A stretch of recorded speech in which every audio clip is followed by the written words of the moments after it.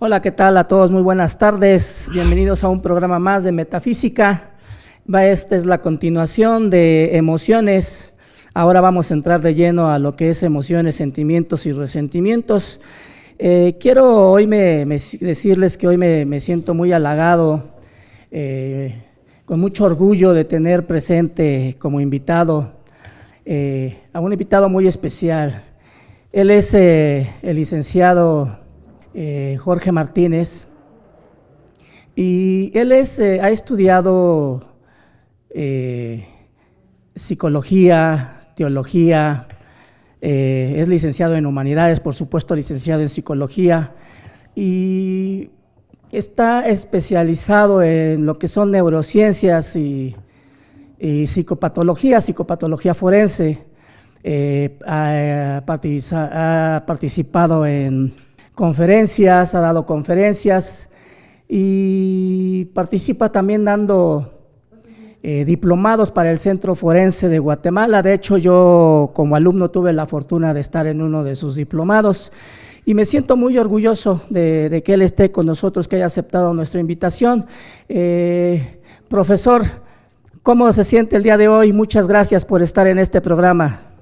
Hola Juan, pues muy bien, me siento muy contento, me siento halagado de que me hayas invitado a este grandioso canal que tienes de difusión y que promueve mucho la salud mental de todos y cada uno de nosotros. Te reitero nuevamente el agradecimiento de manera pública por esta invitación y esta apertura a el pensamiento de la psicología. Ok, profesor, quiero invitar a todo el público a que nos escuche.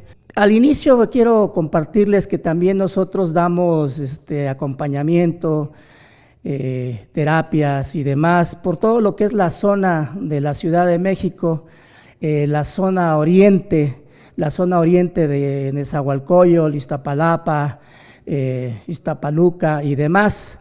Por ahí estamos nosotros presentes y te lo vamos a agradecer mucho. Vamos a empezar. Emociones, profesor. Habíamos dicho nosotros en el anterior programa que las emociones no se controlan, que las emociones aparecen en nosotros. Pero entrando un poquito de lleno, ¿por qué?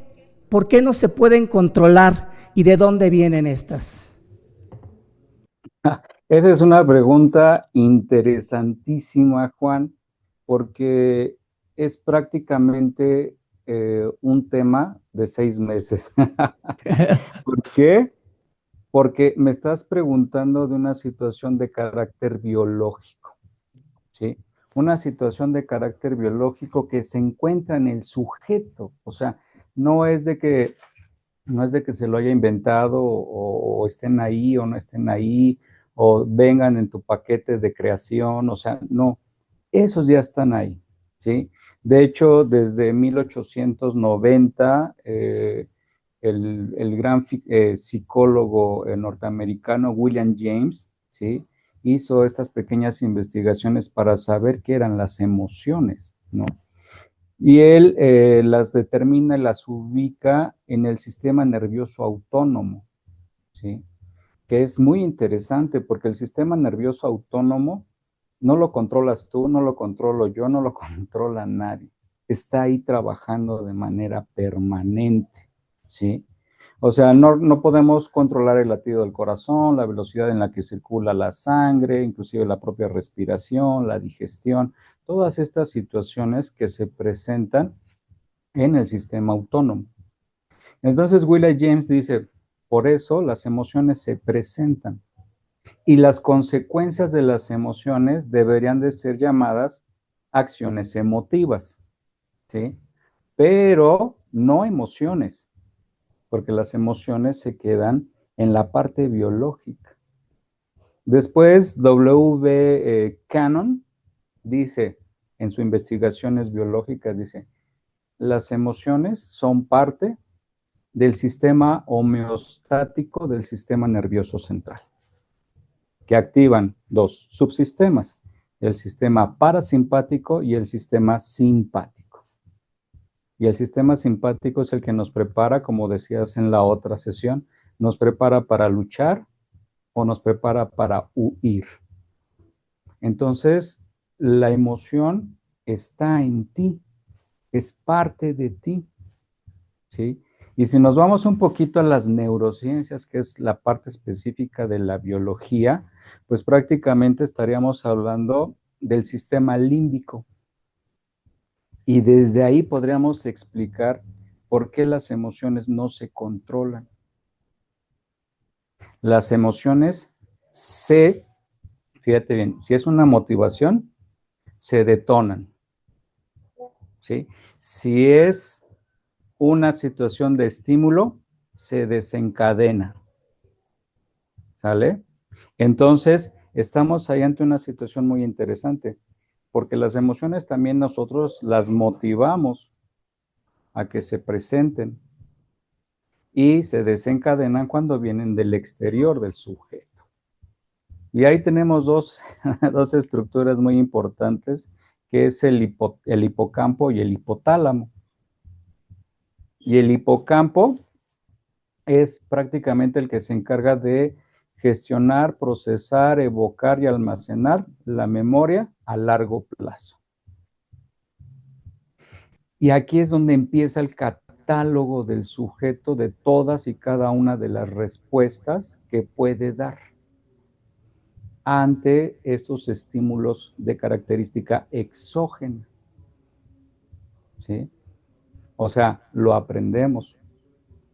Y la psicología, dentro de, por ejemplo, la corriente conductista y la corriente de la teoría del aprendizaje social vicaria del maestro Albert Bandura, nos dice que el sujeto va a responder a partir de aquellos aprendizajes, ¿no?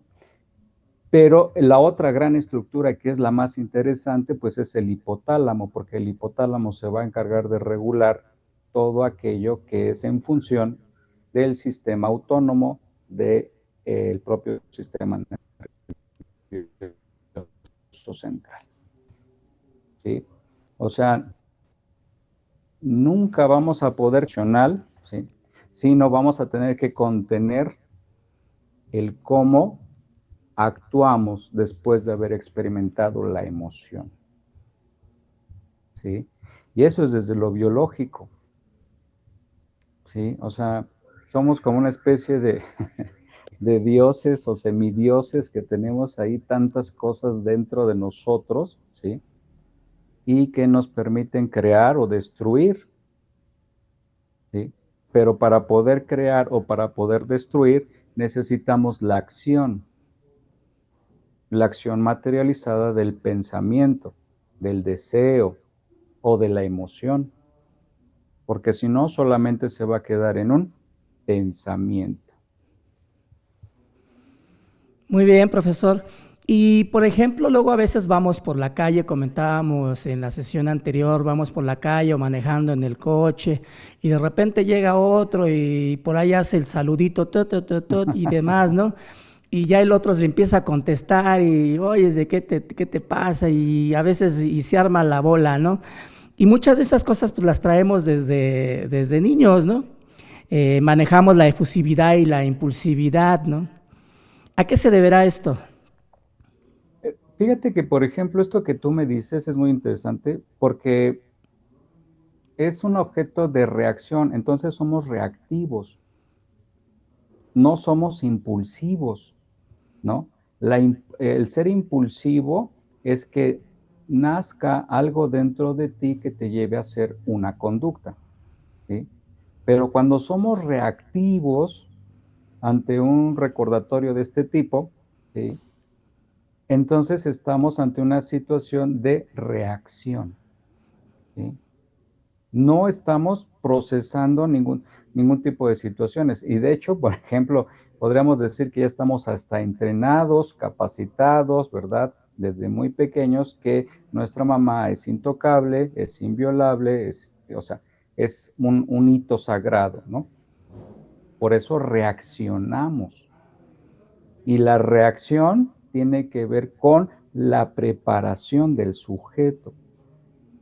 Mientras el ser impulsivo es un proceso natural, ¿sí?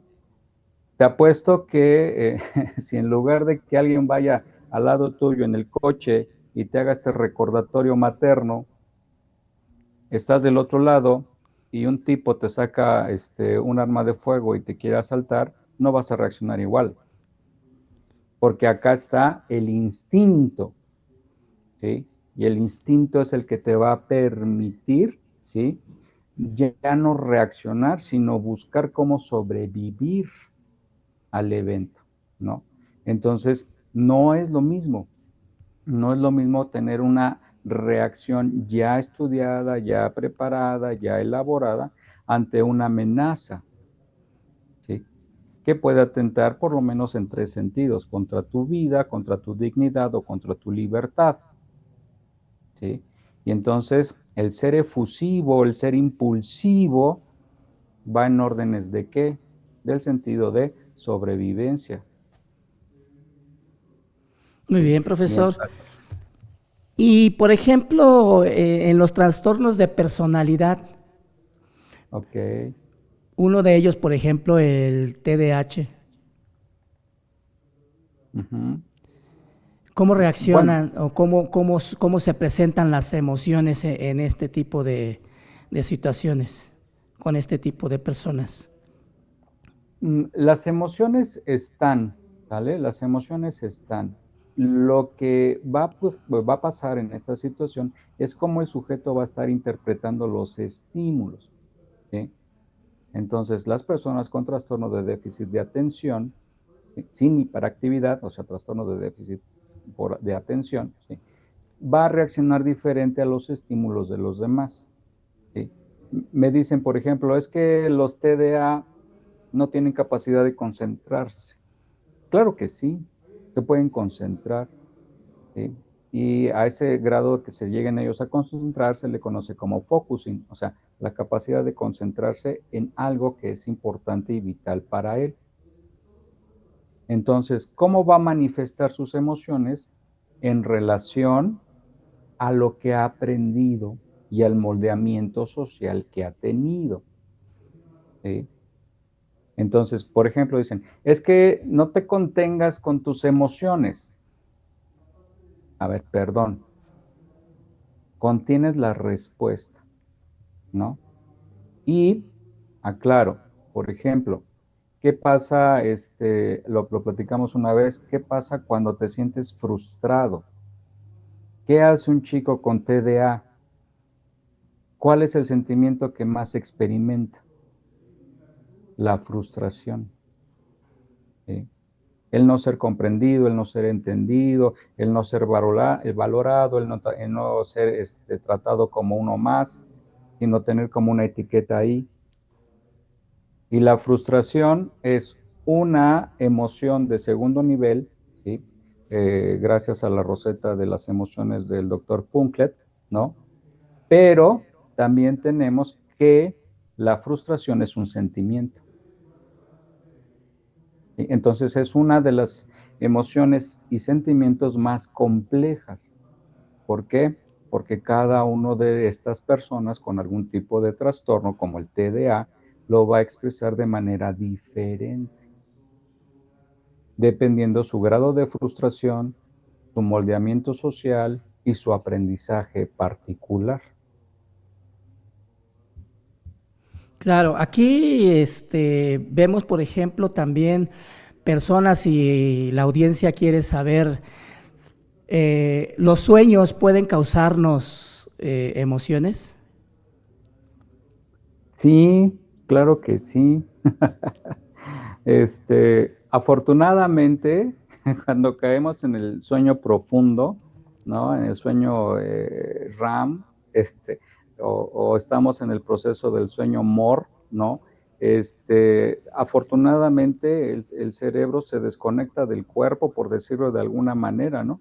Porque si no estaríamos representando lo que soñaríamos, ¿sí?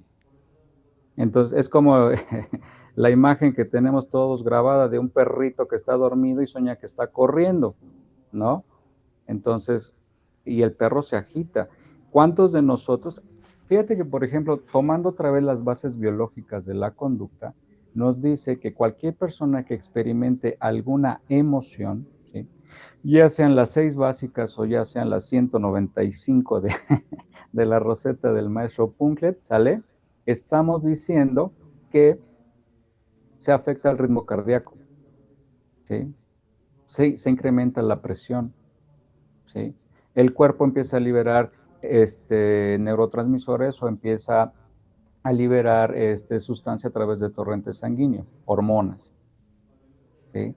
El cerebro no tiene la capacidad de distinguir si estás dormido o estás despierto, ¿sí? El cerebro trabaja 24/7 los 365 días del año. Entonces, cuando estamos soñando, bueno, ¿por qué soñamos? Hay muchas teorías, ¿no? Desde Freud y hasta las neurociencias y la biología del sueño, ¿no? Pero, claro, ¿cuántas veces nos hemos despertado llorando porque tuvimos un sueño feo? ¿Cuántas veces nos hemos contado un chiste mientras dormimos y nos despertamos riéndonos del chiste que nos acabamos de contar? O sea, está una motivación dentro del sujeto porque no está respondiendo a estímulos externos porque estamos en un sueño, pero la motivación está dentro del sujeto y esta motivación va a provocar que pues que haya reacciones. Afortunadamente, pues el cerebro, si me permites decirlo otra vez, es como si se desconectara a la altura de la vértebra, de la primera vértebra o de la vértebra principal y se separara, ¿no? Y ya el cuerpo quedará sin ningún tipo de conexión. La vértebra atlas se llama, esta vértebra que soporta el propio cráneo, ¿no? Entonces, a esas alturas de cuenta que nos desconectaran y el cuerpo queda ahí, pero la mente sigue trabajando. Seguimos respirando, ¿sí? Nuestra sangre sigue circulando, el sistema digestivo sigue funcionando, ¿sí? Entonces ahí está la prueba de que biológicamente podemos estar inducidos a través del sueño experimentando emociones. ¿Qué pasa cuando sueñas con tu crush, por ejemplo, no? Te emocionas, ¿no? Sí, sí. O cuando sueña que tiene que ir al baño, ¿no? Esos son los más peligrosos, ¿no? Sí, O sea, oye, creo que hay una gotera, ¿no? algo así. Entonces, ahí está, o sea, la respuesta fisiológica, que esa es una palabra muy bonita, la respuesta fisiológica de las emociones están, ¿sí? Pero, si me permites como regresarme un poquito, Claro. hablabas de trastornos, pero si somos, el tema de hoy es que somos emociones, los más interesantes son los propios trastornos de las emociones, ¿sí? Que podría ser el trastorno de ansiedad generalizada y el trastorno de depresión mayor, en donde la vida de un sujeto va a cambiar, ¿sí? O el trastorno bipolar, por ejemplo, también, ¿sí? En donde el sujeto se le modifica la vida, porque puede ser que estos trastornos sean innatos o sean adquiridos. ¿O qué me dices del trastorno de estrés postraumático? ¿Sí? Que, aclaro, yo los traigo a la mesa porque hay muchos documentos que hablan de ellos, hay muchos documentos que hacen referencia de ellos desde el terreno de la ciencia, ¿sí? Como psicólogos, colega, pues tenemos que hablar de ciencia, no de supuestos, ¿no? Y entonces, este tipo de trastornos, ¿sí? Pueden ser innatos o pueden ser adquiridos y que van a modificar el cambio conductual de la persona, ¿sí? Y lo vamos a poder medir, lo vamos a poder verificar, lo vamos a poder comprobar e incluso lo vamos a poder intervenir, ¿sí? Al consultorio llegan, a la semana llegan 10 niños o 10 niñas, sobre todo jóvenes, que dicen, estoy deprimido. ¿Y por qué estás deprimido? Porque mi papá no me compró un iPhone. No, ¿verdad? Estoy ansioso. ¿Por qué estás ansioso? Porque pues es que no sé qué va a pasar con mi novia si me deja. No, ¿verdad? Hay cuadros específicos, tanto de la Organización Mundial de la Salud como de la Asociación Americana de Psiquiatría, que nos hace cómo revisar un análisis, ¿no? Para poder entender a estas personas y diseñar un modelo de intervención, que en ocasiones es psiquiátrico, ya no es psicológico, es psiquiátrico. Y en ocasiones, y en muchas ocasiones, y a veces sí me da pena escuchar este tipo de diagnósticos en donde te dicen, o sea, pues tienes una depresión y pues se te cura saliéndote a correr al cerro, ¿no? Al Cerro de la Estrella, para que todo tú que andas por allá, al Cerro de la Estrella, ¿no? Súbete al Cerro de la Estrella 3, 4 veces y con eso se te pasa la depresión. ¿De verdad?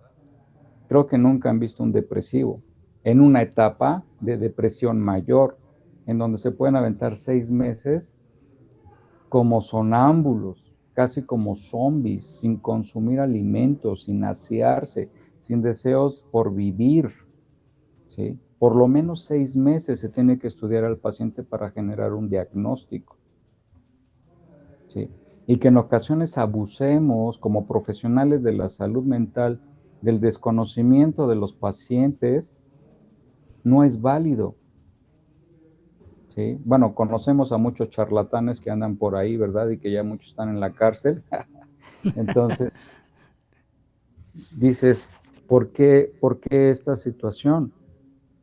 ¿Por qué el trastorno de la emoción o los trastornos de las emociones, ¿no? Y luego viene todavía Walt Disney y nos dice, soy la nueva emoción, soy ansiedad. No, la ansiedad no es una emoción. La ansiedad es una manifestación de crisis, ¿sí?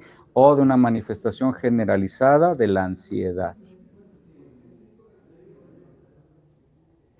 ¿Qué te parece? Muy bien, profesor. Muy bien, vamos bien encaminados. Hablando de trastornos, por ejemplo, hay personas que somos hipersensibles, ¿no? Y vamos a Okay. las películas y vamos al cine, vemos una película y estamos llorando, ¿no? Y vemos cualquier cosa y lloramos o reímos y ese tipo de cosas, ¿no? O el trastorno de narcisista de la personalidad. ¿Qué hay ahí con esas emociones? Híjole, ese trastorno es muy especial.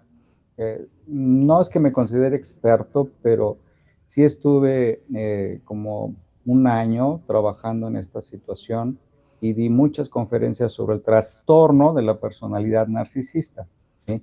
No los narcisistas de a medias, sino del trastorno de la personalidad narcisista, ¿no? Pero, por ejemplo, esta palabra de hipersensibilidad, cuando tú la escuchas, inmediatamente piensas que vas a ser más sensible que los demás, ¿no? Pero ¿qué crees?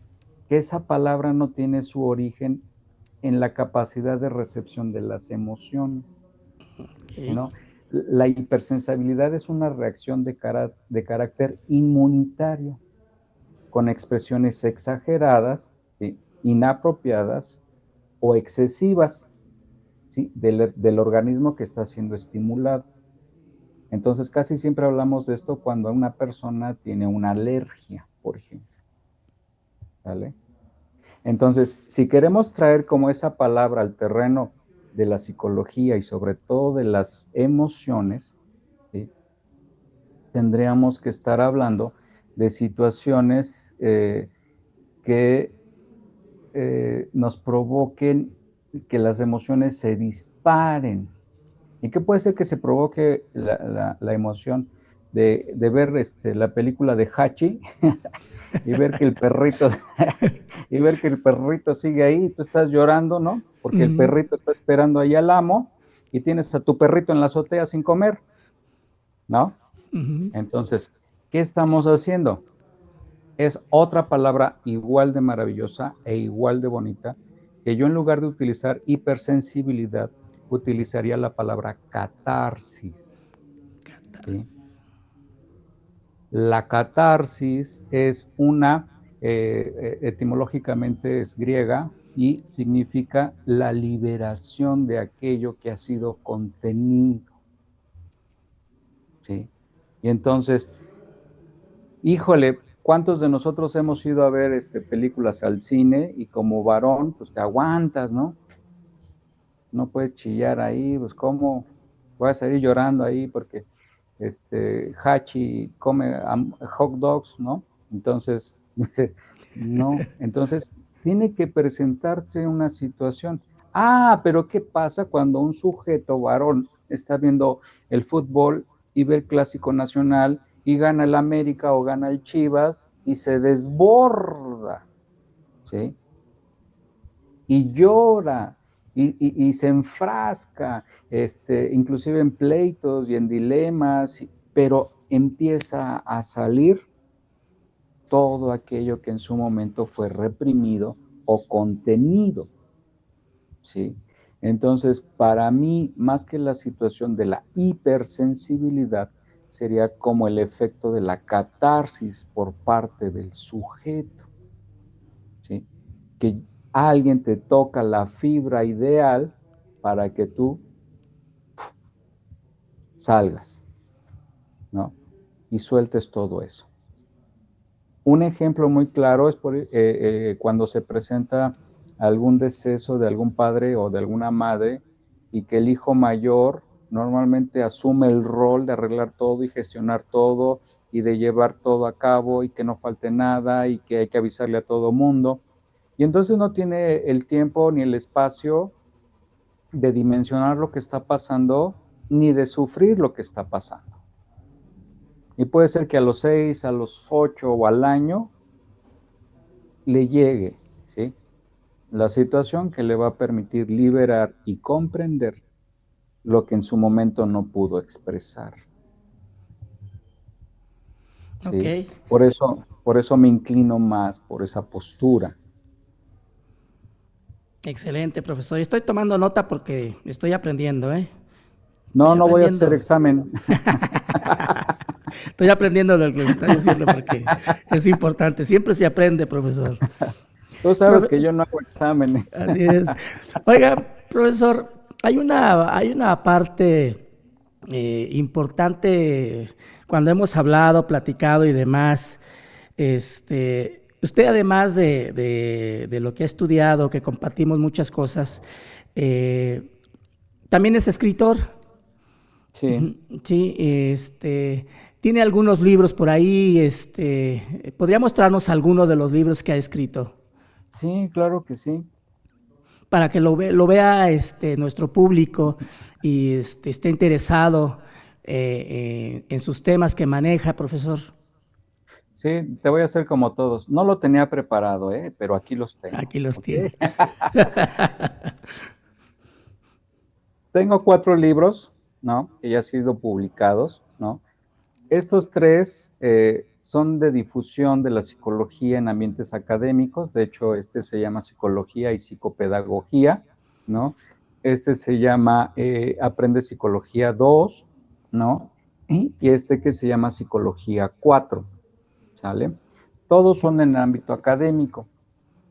Y este año me he estado dedicando a hacer promoción a este librito que se llama Psicología Criminal, Fundamentos Psicosociales, ¿sí? De la editorial Libros Com de México. Todos mis libros son de la editorial Com de México, Libros Com de México, ¿sí?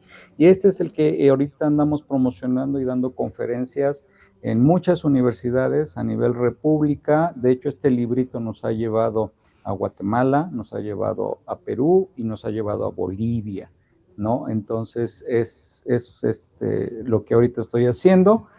Tengo otros 2 domis, ¿no? Que espero que pronto se publiquen. Les puedo adelantar algo. Otro se llama, que es la segunda parte de de psicología criminal, Este se va a llamar, este es el DOMI, pero no me regañen en la editorial. Este es el DOMI, ¿sí? Y se llama Fundamentos Psicosociales 2 y es la sociología criminal.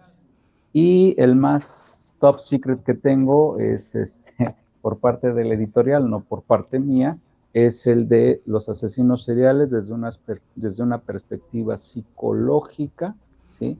Científica. Esos son los libros que hasta ahorita tengo, bueno, y los dos proyectos. Y siempre ha sido en aras de hacer que la psicología sea vista y se reconozca como una ciencia autónoma e independiente. Pues estimada audiencia, estimado público, pues ahí está para que si ustedes están interesados pueden contactarnos por nuestras redes sociales, ya saben, Facebook, TikTok, Instagram, y nosotros con gusto les estaremos pasando toda la información. Profesor, continuamos. Claro. Sentimientos. Habíamos hablado que los sentimientos vienen después de las emociones, ¿no? En el programa anterior. Pero, ¿qué son en sí los sentimientos? ¿Los sentimientos forman nuestra personalidad? ¿Vienen acompañados con nuestra personalidad? ¿O la personalidad forma los sentimientos? Híjole, de veras que me haces preguntas que hacen que me vuelen los sesos, porque se me viene toda la información que podríamos estar hablando. Y yo creo que podríamos estar hablando horas. ¿Por qué? Porque primero tendremos que definir qué es la personalidad del sujeto y cómo se integra la personalidad del sujeto. Hay muchas teorías de la personalidad, ¿sí? Dentro de la psicología, bueno, tenemos la de Freud, tenemos la de Carl Gustav Jung, tenemos la de Adler, tenemos Karen Horney, tenemos el maestro Carl Rogers, ¿no? O sea, tenemos muchas teorías de la personalidad, pero ¿cómo se integra la personalidad? Eso es lo interesante, ¿sí? La personalidad se va a integrar por dos elementos, al igual que la psicología, dos elementos, uno de bases biológicas y otro de bases sociales, ¿sí? Las bases biológicas va a ser el temperamento del sujeto, ¿sí? Que viene ya en él. Por eso cuando te digan, eres igual de gritona que tu mamá, ahí te están hablando del temperamento, ¿sí? O eres igual de enojón que tu abuelo, estamos hablando del temperamento.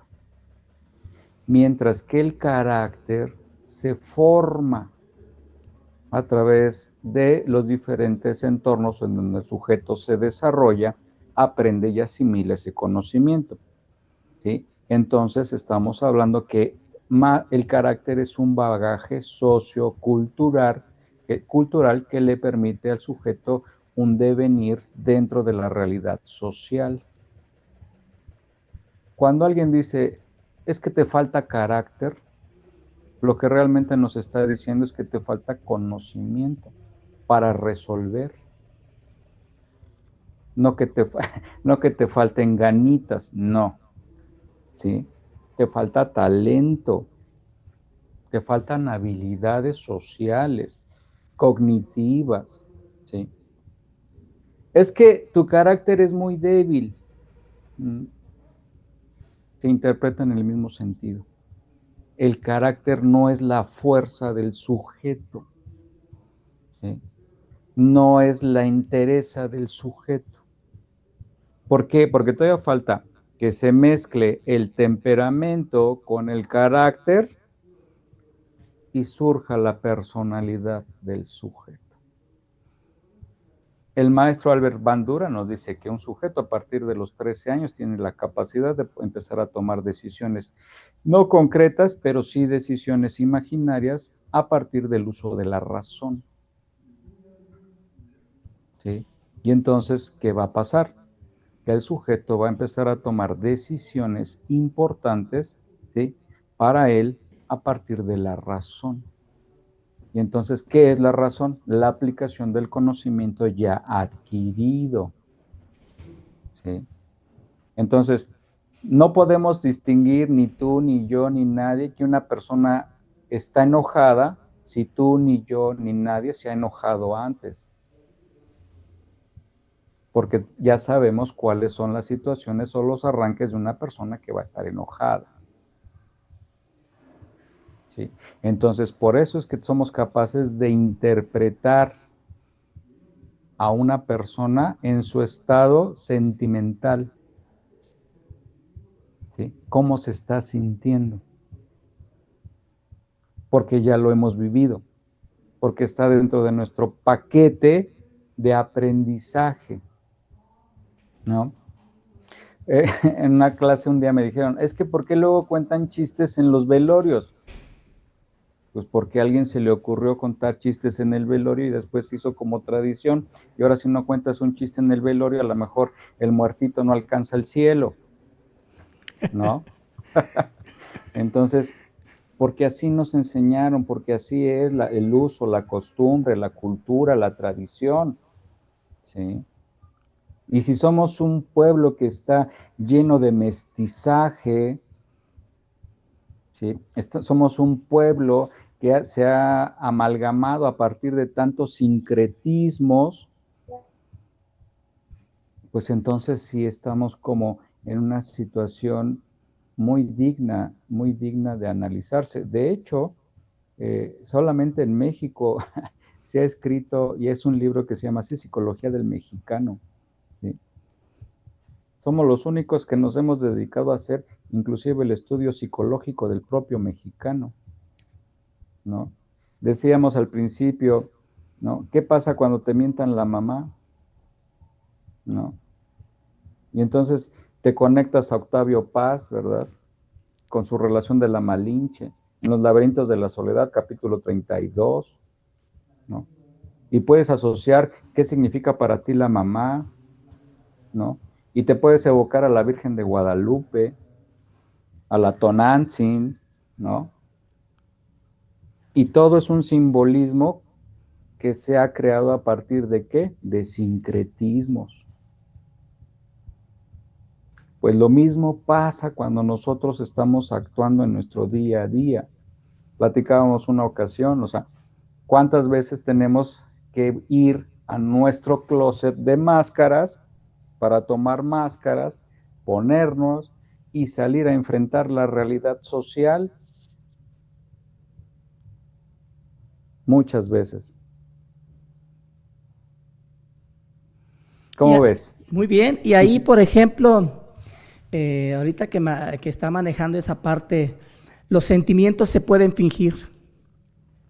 Claro, claro. Cada año le dan un premio al mejor fingidor de sentimientos. No sé si se diga así, pero les dan un premio Oscar. ¿Sale? Dentro de la personalidad narcisista, ¿sí? El trastorno de la personalidad narcisista, una de las características que tiene es que es capaz de manipular al otro para obtener el beneficio que necesita, ¿no? Bueno, si se puede fingir un orgasmo. Exacto. O sea, no, que no pueda yo fingir que estoy llorando, ¿no? O sea, a ver, hola jefe, amanecí con gripa, no voy a ir hoy. O sea, podemos simular enfermedades. O sea, no poder simular, disimular o sobresimular una emoción, eso lo aprendemos desde niños, ¿sí? Por eso el maestro Freud decía que los niños, ¿sí? Eran los grandes manipuladores, porque aprendían a partir de la expresión de las emociones o de sus necesidades cómo manejar a los papás. Y hasta hoy en día sigue funcionando igual. Un niño se despierta a las 3 de la mañana y no para de llorar hasta que le cambies el pañal o le des de comer. Y después va a utilizar el llanto como mecanismo para que sea atendido, porque ya lo aprendió, ¿no? ¿Qué te parece? Muy bien. Y también ya de grandes, ¿no? No, de grandes somos mejores, ¿no? Te digo que nos dan un Oscar, Ya ¿no? utilizamos todo, ¿no? Todas las herramientas y todo lo aprendido. Oye, ¿cómo me dijo mi compadre que le hiciera? Exactamente. Y esa es la situación, ¿no? ¿A dónde todo eso nos lleva? Exacto. O sea, Regularmente pensamos que los sentimientos se repiten, ¿no? Y decimos, bueno, son resentimientos.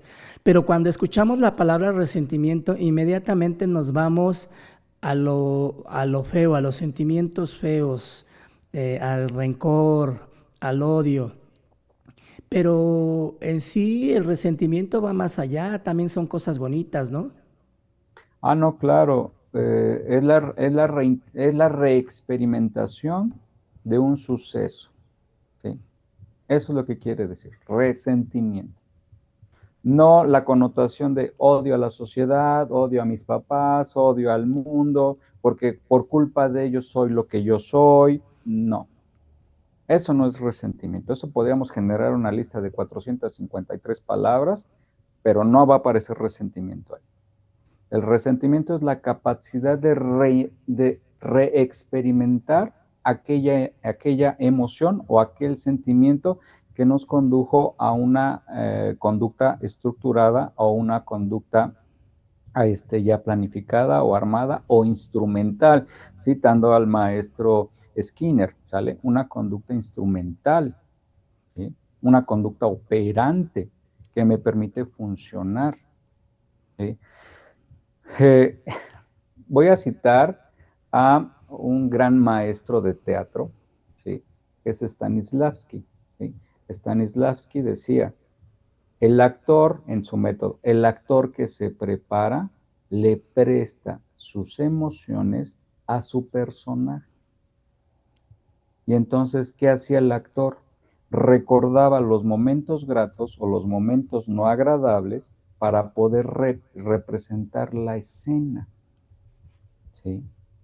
Y entonces, el resentimiento, por eso dice ¿no? O sea, de repetir, ¿sí? Aquello que me hizo sentir bien. Te voy a poner como este ejemplo. Una mujer queda embarazada, ¿sí? Se avientan 9 meses en promedio, ¿no? De el producto, los ascos, los mareos, piernas hinchadas, dolores de espalda, de que no pueden dormir, que se les antojan cosas raras, todo lo que tú gustes y mandes, ¿no? Nace el bebé, ¿no? Y lo primero que dice la mujer, no, voy a tener otro hijo más. Bueno, pues la naturaleza es tan sabia que te dice, ¿y te vas a perder del sexo? Y entonces, ¿qué estás haciendo? Recordar lo que recibes en el sexo, ¿sí? Y eso te va a llevar a que tengas nuevamente deseo sexual, apetito sexual y desees el encuentro sexual, aunque ya sepas qué va a pasar, ¿sí?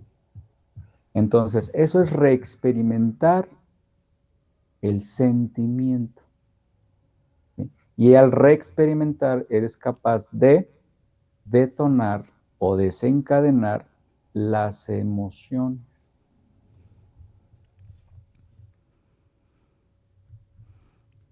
Profesor, en el caso de un resentimiento, ¿me puede llevar a una dependencia o la dependencia a los resentimientos? Y aparte también, por ejemplo, ¿qué hay con las personas adictas, el alcoholismo, la drogadicción? ¿Cómo experimentan estas emociones, los sentimientos, los resentimientos? Ok, eso es muy interesante, pero a mí, por ejemplo, la palabra en este análisis al cual tú me estás invitando ahorita, yo no utilizaría la palabra resentimiento, utilizaría la palabra apego, ¿sí? ¿Qué hace que a pesar de que yo sé que me puede hacer daño, continúe ahí, ¿sí? y hay una gran cantidad de apegos, ¿sí? Entonces, ¿qué pasa, por ejemplo, cuando una persona que, por ejemplo, ya tampoco se utiliza mucho la palabra adicciones porque ha perdido su valor y ahora tiene una serie de connotaciones que inclusive se vinculan al hecho criminal, ¿no? Entonces, por ejemplo, en el DSM-5 lo encontramos como trastorno por consumo de sustancias, ¿sí? Se oye más bonito, se oye más elegante, ¿no? Entonces dices, bueno, ya a la persona le quitamos de entrada esa situación de que eres un adicto, ¿no? No, tienes un trastorno, ¿sí? Tienes un trastorno. Trastorno significa alteración en la conducta, ¿sí? Trastorno no quiere decir ni daño cerebral, ni que estés loco, ni nada por el estilo. Trastorno es una alteración, es un sinónimo, alteración. Y entonces tienes una alteración en la conducta y va a depender del apego y del placer que recibas en consumir la sustancia que estés consumiendo, ¿sí? Ayer lo estábamos platicando, o sea, cómo la conducta puede ir evolucionando, ¿no? Y la conducta antisocial, sobre todo, que va evolucionando, va a permitir que el sujeto vaya experimentando conforme a sus propias necesidades. Puede empezar con drogas suaves, ¿no? Como la propia marihuana, e ir escalando. ¿Pero en qué sentido? En el placer que le provoque, ¿sí? Tú le preguntas a una persona por qué toma alcohol, ¿sí? Y te puede dar 15, 20 justificantes válidos, válidos. ¿Por qué? Porque le estamos preguntando por qué lo hace, ¿sí? Porque me siento bien, me desinhibo, me relajo, funciona de maravilla mi mente, puedo platicar con Dios, etcétera, etcétera, ¿no? Me encuentro, ¿no?, conmigo mismo. ¿Es válido? Claro, ¿sí? Lo importante es que este placer que está experimentando está sustituyendo un motivo, ¿sí?, el cual normalmente no quiere ser enfrentado.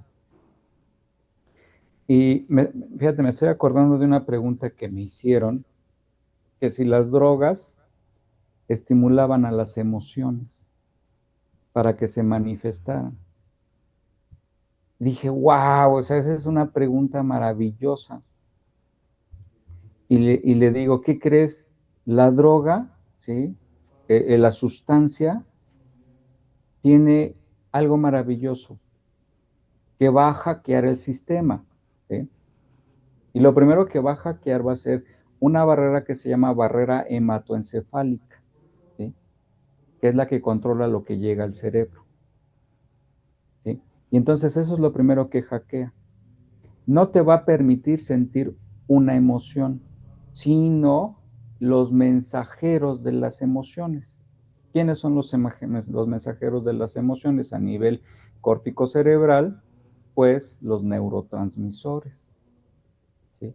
Y va a liberar dopamina, oxitocina, serotonina, y te vas a sentir bien, pero sin la presencia de la emoción. Tal vez la emoción se presenta cuando te dicen, órale, órale, compadre, échese una para el viaje, ¿no? Ahí puedes experimentar la emoción, pero ya después, ¿sí?, el que se llega a vincular algún tipo de sustancia, el que se llega a vincular algún tipo de bebida, ¿sí?, o algún tipo de relaciones, porque también somos adictos a relaciones, ¿sí?, es porque precisamente o estamos tratando de reprimir algo, o de ocultar algo, ¿sí?, o de encontrarle sentido a la vida, ¿sí? Hay un libro de Freud que se llama El porvenir de una ilusión, y en ese libro hay una cita maravillosa que dice, Freud con uno de sus pacientes, porque su paciente llega y le dice, es que soy un pecador y me voy a ir al infierno, ¿no? Y Freud le dice, ¿qué crees? Que el pecado no es tan malo como crees. porque el pecado acerca a Dios, porque él al ser judío, ¿no? Le dice, ahí está la Torá, y en la Torá dice que Dios está con los pecadores. Que tú te sientas apartado, que tú te sientas alejado, que tú te sientas indigno, es tu percepción. Y eso es lo que vamos a trabajar, cómo reinterpretar la percepción de lo que tenemos. Entonces, romper, por ejemplo, este tipo de situaciones como los trastornos por consumo de sustancias, ¿sí? Es porque no hemos encontrado cuál es el foco, ¿sí? Que este placer artificial, temporal, ¿sí? Efímero, porque en cuanto se acaba el efecto se acaba, al igual que las emociones, ¿no?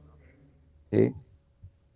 Te regresa a una realidad social en donde te sientes cada vez peor y piensas que al consumir más sustancia o mayor número de dosis al día, tu estado de plenitud, de felicidad, va a ser mejor. Básicamente estamos hablando del placer que ejerce en ti esta sustancia. El psicólogo de a de veras tiene que indagar, ¿sí? En la experiencia del sujeto y dependiendo del modelo psicológico que quieras tomar, para encontrar qué es lo que quieres sustituir con la droga. En el ¿Qué tal? caso de todo esto, profesor, el público quiere saber qué necesita hacer para poder controlar sus reacciones a las emociones, sentirse mejor. Sentirse mejor. Pues es que cuando tú expresas las emociones te sientes bien, ¿no? O sea, si te hacen alguna situación y te pones triste y lloras, pues te sientes bien, ¿no? Si te hacen enojar y le rompes la cara al que te hizo enojar, Te ¿cómo sientes te bien, te sientes? sientes ¿Te sientes bien. bien? ¿No? Entonces, ojo, el detalle no es cómo hacerle para sentirme bien. La pregunta es, ¿cómo le hago para mantenerme dentro del marco legal y que no acabe en la cárcel? ¿Sí? O que no acabe en el psiquiátrico. ¿Sí? Así de antagonistas pueden llegar a ser. ¿Qué hago? Bueno, pues Aristóteles nos dice una palabra muy bonita que la propone cuando él está estudiando las emociones, que se llama, ¿cómo se pronuncia o cómo se llama esta palabrita? Es la mesura. ¿Sí? ¿Cómo me puedo medir, ¿sí? ante mis respuestas? Y eso es lo que, por ejemplo, el maestro Skinner, en su teoría de la operante, la conducta operante, te dice, o sea, a mí no me importa ni por qué llegaste aquí a terapia, no me importa si tus papás te pegaron, te abandonaron, no me preocupa todo eso, me preocupa tu conducta, ¿sí?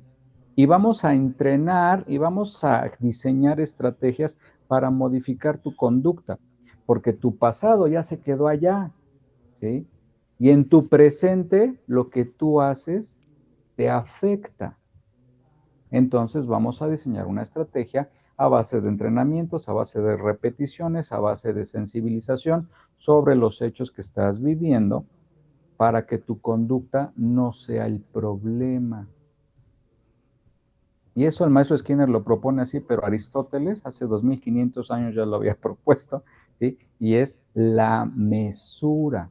Hasta dónde sí puedo y hasta dónde ya no puedo. Un ejemplo para un ejercicio de ese tipo es que cuando estés enojado, estés irritado, estés frustrado, estés llorando, ¿sí? Decir antes de llevar a la acción, hacerte esta pregunta.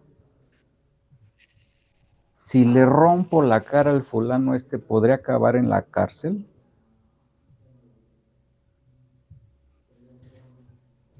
claro que para implantar esa pregunta es un proceso, ¿sí?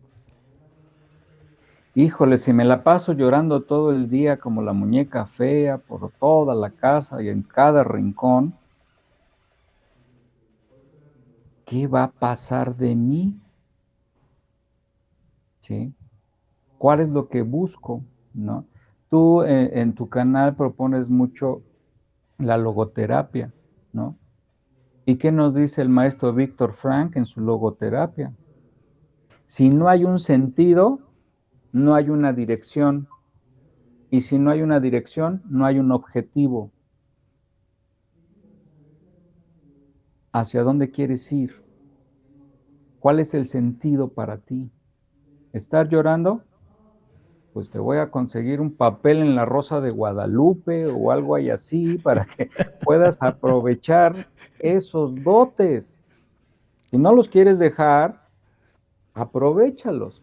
Lo, lo dice el libro de inteligencia emocional, ¿no? Ok, se vale enojarte, se vale llorar, se vale gritar, se vale hacer rabietas. ¿Y qué haces con eso? ¿A dónde vas con eso? ¿Cuál es el objetivo? ¿Qué quieres llegar? ¿Te hacen enojar? ¿Te frustran? No. Digo, hoy ves en los desplegados de los avisos oportunos de trabajo y hasta abajo dice, ¿no? Tolerante a la frustración. Ah, caray, ¿y cómo es eso? O sea, no tengo que ser tolerante a la frustración, tengo que ser tolerante a que me esté gritando mi patrón, ¿no? Y que el único tonto aquí soy yo y no él. Entonces, ok, si yo me contrato y ya sé que tengo que ser tolerante a la frustración, ¿qué tengo que hacer para reinventar mi dinámica laboral, social, familiar, educativa? ¿Sí? Hoy en día, gracias a muchas iniciativas, los niños con TDA y con TDAH pueden entrar a colegios regulares, ¿sí? Cuando antes eso era imposible. ¿Por qué? Porque la nueva escuela mexicana, la antigua escuela mexicana y la futura escuela mexicana, ¿sí? ¿Ha sido más inclusiva? No, porque ha llegado modelos pedagógicos que permiten hacer adecuaciones de currícula para que el niño opere, ¿sí? Y se desarrolle dentro de aquello que conocemos como capacidades. Muy bien, ¿Qué te profesor. parece? Hemos llegado al límite de nuestro programa. ¿Cómo podría resumir todo lo hablado, todo lo dicho? Estudio en psicología. No, la mesura es la mejor herramienta y desde hace 2500 años Aristóteles nos la deja, ¿sí? Esa capacidad de ser equilibrados, ¿sí? Saber hasta dónde sí lo puedo y no lo puedo. Siempre hay marcos y en este caso tenemos marcos legales, tenemos referencias familiares, tenemos tradiciones, ¿sí? Hasta dónde cumplirlas, ¿no? Hasta dónde poder sí cumplir o no poder cumplir. Pero la mejor manera de ser feliz es manifestando tus emociones, ¿sí? Y que conforme las vayas manifestando, vayas aprendiendo a dominar, a controlar y a exponer los sentimientos. Así cerraría. Muy bien, profesor. Muchísimas gracias. Pues de mi parte, yo lo que dejo es que siempre estemos abiertos al aprendizaje y a la reeducación. Eso es parte fundamental, yo creo, o considero que para todo esto. De mi parte, muchísimas gracias, profesor, por la enseñanza, por todo lo que nos ha dejado. Ha sido de gran ayuda de mi parte, para mí, por supuesto, yo siento que para el público también. Ok, claro que sí. Y si me permites, la reeducación tiene un objetivo, la resignificación, ¿sí? Vamos a resignificar, o sea, la reeducación es aprender lo que ya aprendiste para poder interpretar lo que viviste. Y eso es la resignificación. ¿Por qué mis papás me pegaban? Porque a ellos le pegaban, punto. No tenían otro modelo, no había escuela para padres. ¿Qué vamos a hacer con eso? Es correcto. Pues yo le agradezco mucho, profesor. Le agradezco mucho también a la audiencia por su escucha, por su presencia. Yo deseo que este programa haya sido de utilidad para todos ustedes. Le agradezco mucho a la energía creadora en lo que creo. Muy buenas tardes a todos ustedes. Mi nombre es Juan Celín. Lo que es y lo que no puede ser. Metafísica.